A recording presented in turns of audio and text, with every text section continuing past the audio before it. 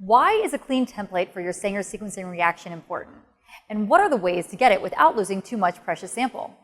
Let's find out today.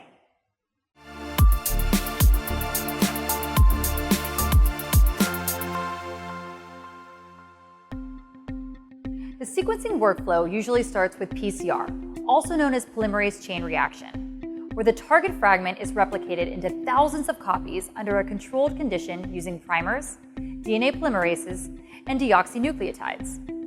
Before the PCR product is ready for Sanger sequencing, you must do one more thing, a PCR cleanup step.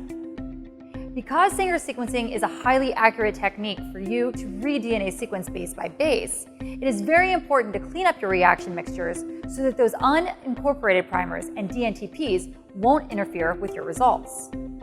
So how do you perform this PCR cleanup step, and what are your options?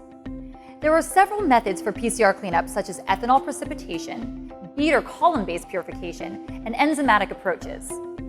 Ethanol precipitation is the most cost-effective, but it is also the most labor-intensive.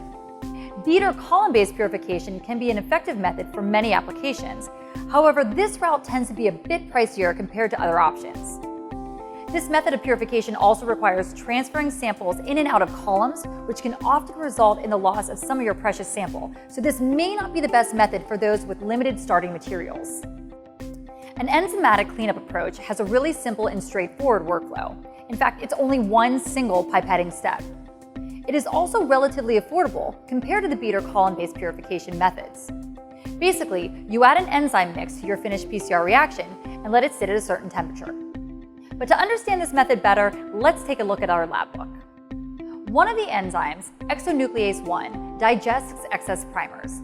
At the same time, the other enzyme in the mix, alkaline phosphatase, dephosphorylates nucleotides in the reaction. Dephosphorylation means that the enzyme renders the dNTPs from your reaction useless so that they don't disturb the sequencing reaction. This is important because the sequencing reaction has a very specific ratio for its nucleotides, and you don't want to change that ratio. Now the enzymes have done their work and you don't need them anymore, so you can simply heat up the reaction mix to 80 degrees and this will deactivate the enzymes. The result is a very clean amplicon that is now ready to go into your sequencing reaction. You don't need to perform any other steps, and you didn't lose any of your template either. You are done.